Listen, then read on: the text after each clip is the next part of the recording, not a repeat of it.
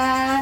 Selamat pagi, bertemu lagi bersama kakak di Bina Iman tanggal 30 Januari 2022. Oh, udah gak kerasa, udah tahun 2022 aja. Gimana nih kabar adik-adik hari ini? Semoga sehat selalu ya. Hari ini kita akan melakukan nama Tuhan bersama-sama. Yeay. Tapi sebelum itu, mari kita berdoa dulu yuk untuk mengawali aktivitas hari ini. Lipat kedua tangan di depan dada, tutup mata perlahan. Di dalam Bapa dan Putra dan Roh Kudus. Amin. Tuhan Yesus, terima kasih karena Engkau kami dapat berkumpul bersama untuk memuji dan memuliakan nama-Mu. Tuhan, berkatilah kami semua, anak-anak-Mu dimanapun dan kapanpun kami berada, agar kami dapat memahami apa yang akan diajarkan oleh kakak-kakak pembina kami. Tuhan, kami mohon berkat dari-Mu. Amin. Salam Maria, penuh rahmat, Tuhan sertamu. Terpujilah Engkau di antara wanita, dan terpujilah buah tubuhmu Yesus. Santa Maria, Bunda Allah, doakanlah kami yang berdosa ini, sekarang dan waktu kami mati. Amin. Dalam nama Bapa dan Putra dan Roh Kudus. Amin. Halo adik-adik. Nah, sekarang untuk pembukanya, biar kita semangat, kita mau nyanyi lagu Dari Terbit Matahari. Ayo tuh.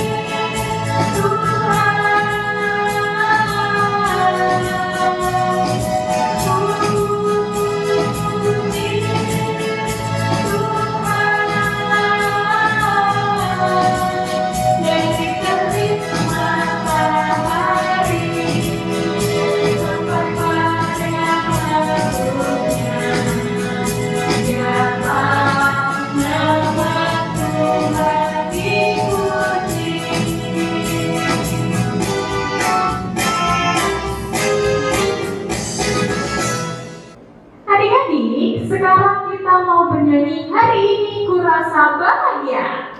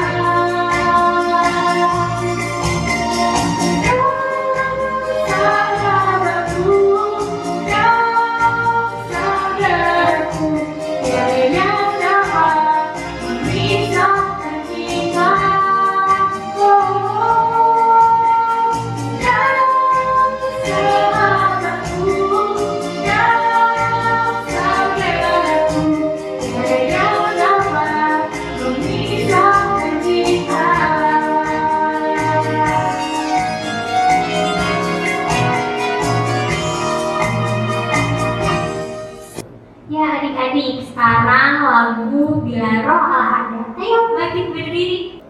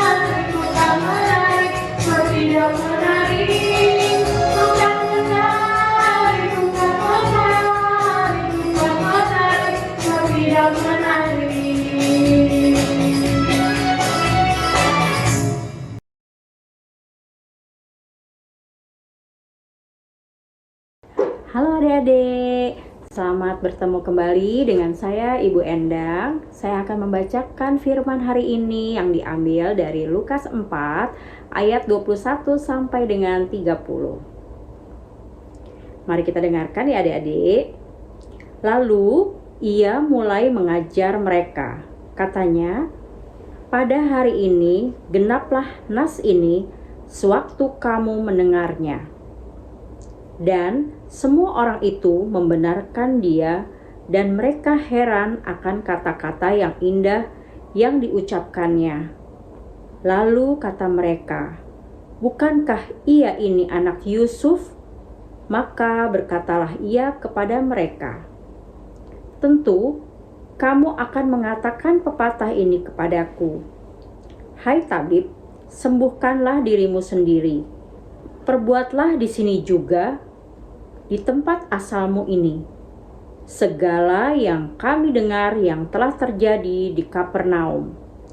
Dan katanya lagi, aku berkata kepadamu, sesungguhnya tidak ada nabi yang dihargai di tempat asalnya. Dan aku berkata kepadamu, dan kataku ini benar, pada zaman Elia terdapat banyak perempuan janda di Israel ketika langit tertutup selama 3 tahun dan 6 bulan, dan ketika bahaya kelaparan yang hebat menimpa seluruh negeri. Tetapi Elia diutus bukan kepada salah seorang dari mereka, melainkan kepada seorang perempuan janda di Sarfat, di tanah Sidon. Dan pada zaman Nabi Elisa, banyak orang kusta di Israel, dan tidak ada seorang pun dari mereka yang ditahirkan, selain daripada Naaman orang Syria itu. Mendengar itu, sangat marahlah semua orang yang di rumah ibadat itu. Mereka bangun lalu menghalau Yesus di luar kota dan membawa dia ke tebing gunung tempat kota itu terletak, untuk melemparkan dia dari tebing itu.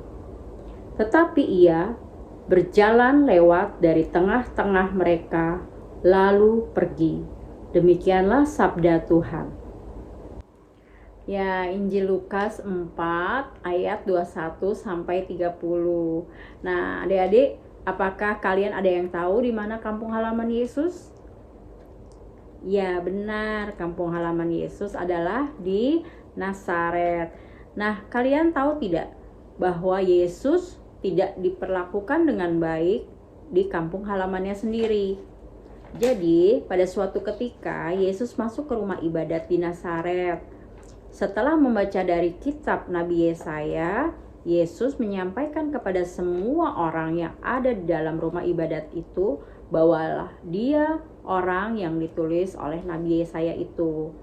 Dialah yang diutus Allah untuk menyampaikan kabar baik kepada orang miskin dan menyembuhkan orang-orang sakit dan memberikan penglihatan kepada orang-orang buta.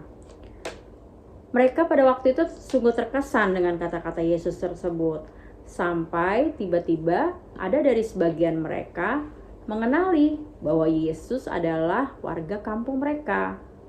Bukankah ia anak Yusuf? Mereka bertanya. Mereka menyadari kalau Yesus dengan kata-kata yang indah itu pada saat khotbah hanyalah seorang anak dari tukang kayu yang mereka kenal di kampung mereka. Mereka meminta agar Yesus melakukan mujizat di tempat itu juga. Seperti yang mereka dengar, Yesus telah melakukannya di tempat-tempat yang lain. Tetapi ketika Yesus waktu itu menolak permintaan semua orang-orang yang ada di situ, mulai berubah menentang Yesus. Mereka bangun lalu menghalau Yesus untuk keluar kota dan membawa dia ke tebing gunung tempat kota itu terletak. Mereka mau melemparkan dia dari tebing itu. Tetapi Yesus lewat di tengah-tengah mereka lalu pergi. Nah, apakah dari perlakuan itu menurut kalian baik atau tidak? Tidak ya, tidak boleh kayak gitu. Yesus tidak mau memenuhi permintaan mereka untuk melakukan mujizat, karena melakukan mujizat itu bukan asal dari perintah seseorang atau menunjukkan kehebatan Yesus gitu. Tetapi Yesus itu melakukan mujizat di banyak tempat karena ia berbelas kasihan kepada orang-orang yang menderita dan membutuhkan. Dan Yesus ingin melakukan mujizat itu karena kemuliaan Allah yang harus dinyatakan di tempat itu. Makanya tidak selalu dia melakukan mujizat karena memang disuruh atau diperintah oleh orang, tetapi emang Yesus ingin melakukannya sendiri. Nah, apakah adik-adik juga akan memperlakukan Yesus seperti orang-orang di kampung Nazaret atau memperlakukan Yesus dengan baik? Nah, mari kita untuk bisa memperlakukan Yesus dengan baik, kita harus mengenal Yesus juga dengan lebih dalam. Mari kita membuka hati dan pikiran kita untuk selalu mendengarkan sabda Yesus ataupun firman dari Yesus atau dari Tuhan. Juga kita ketika kita berdoa, kita tidak boleh menuntut apa yang ingin kita kehendaki, tetapi kita harus berserah dengan Yesus sendiri. Nah, dalam hidup sehari-hari kita juga sering mungkin menolak Tuhan Yesus.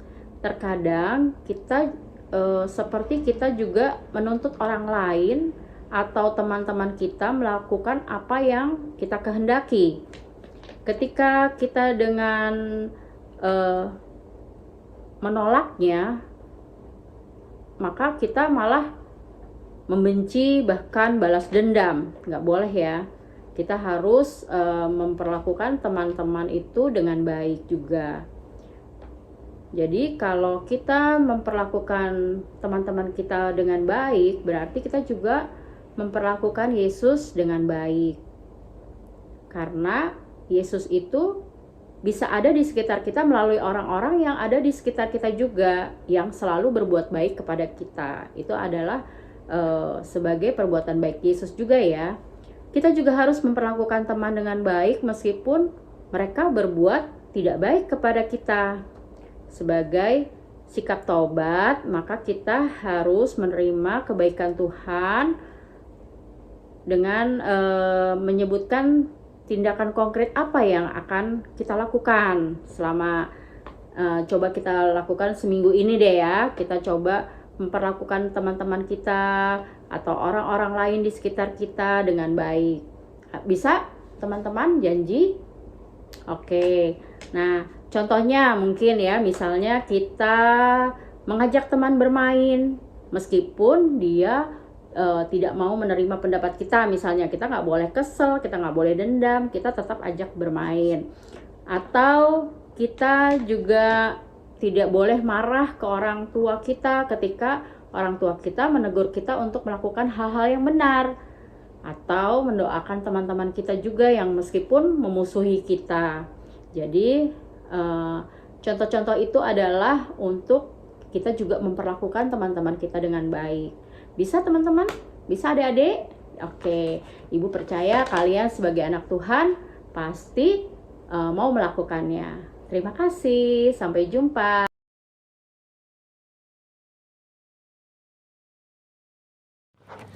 Hai adik-adik, sebagai pengganti kreativitas, kakak hari ini akan bercerita tentang Beato Carlo Acutis atau disebut sebagai Beato Abad Milenial. Carlo Acutis adalah seorang remaja Katolik yang lahir pada 3 Mei 1991 di London, Inggris. Di usia remaja, dia didiagnosis menderita penyakit leukemia. Luar biasanya, dia justru mempersembahkan semua penderitaan sakitnya itu untuk Tuhan dan untuk gereja. Sama halnya dengan remaja laki-laki pada umumnya, Carlo Acutis begitu suka sepak bola dan bermain video game. Tidak hanya itu, penyuka dunia programming ini menggunakan keahliannya untuk membangun situs yang memuat katalog mukjizat Ekaristi di seluruh dunia. Dalam websitenya, ia mengatakan, semakin kita sering menerima Ekaristi, semakin kita menyerupai Yesus sehingga di bumi ini kita akan merasakan surga. Dalam sejarah gereja, pertama kalinya pada abad ke-20 atau zaman milenial ada beato termuda, yaitu Carlo Acutis, yang ditetapkan oleh Paus Fransiskus sebagai pelindung internet. Hal yang menakjubkan sekaligus membuatnya jadi beato adalah kesaksian mukjizat penyembuhan seorang anak kecil di Brazil. Anak tersebut sembuh dari penyakit kanker pankreas berkat doa perantaraan melalui Carlo Acutis.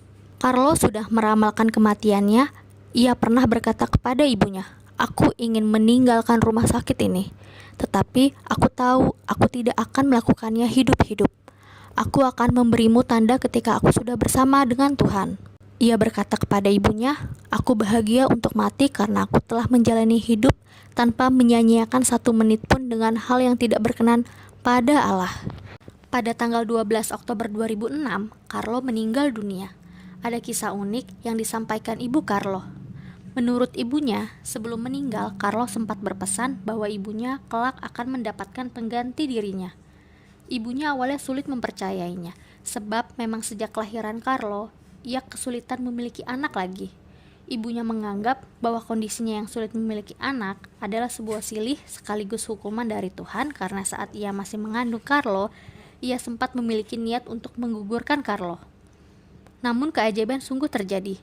Tepat 4 tahun setelah Carlo meninggal, ibunya mengandung dan dikaruniai sepasang anak kembar. Bagi ibunya, kehadiran mereka adalah tanda dari Carlo bahwa ia telah bahagia bersama Tuhan, yang amat ia cintai di surga dan menjadi perantara doa yang kuat. Carlo Acutis hanya hidup selama 15 tahun saja. Rentang waktu hidup Carlo begitu singkat. Namun, Carlo Acutis mampu mengisi waktu hidupnya yang singkat dengan berbagai hal yang positif, bermakna, serta berbuah yang tidak hanya dirasakan oleh keluarganya saja, melainkan sesamanya.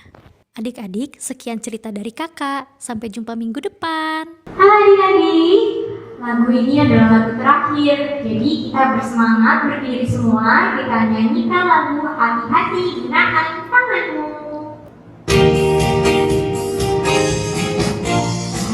Hati-hati gunakan tanganmu, hati-hati gunakan tanganmu, karena Tuhan sudah melihat ke bawah. Hati-hati gunakan tanganmu, hati-hati gunakan kakimu, hati-hati gunakan hatimu, karena Tuhan sudah melihat ke bawah. Hati-hati gunakan kakimu, hati-hati gunakan mulutmu, hati-hati gunakan mulutmu, karena Tuhan sudah melihat ke bawah. Hati-hati gunakan mulutmu, hati-hati gunakan matamu, hati-hati gunakan matamu, karena Tuhan sudah melihat ke bawah.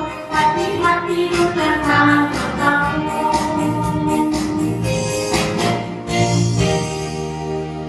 Ya, gak kerasa udah di ujung acara. Tapi adik-adik jangan sedih ya, karena nanti kita akan bertemu lagi.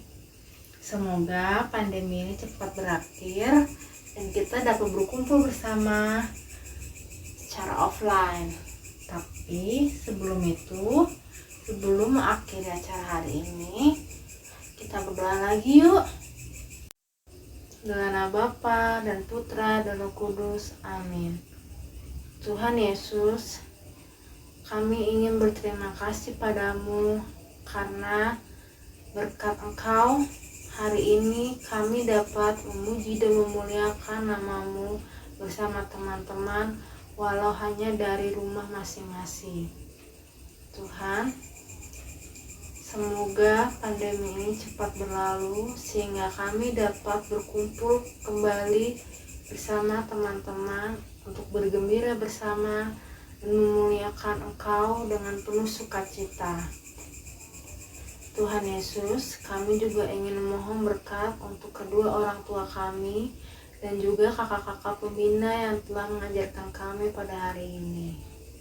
Kami mohon berkat dari-Mu selalu Tuhan. Amin.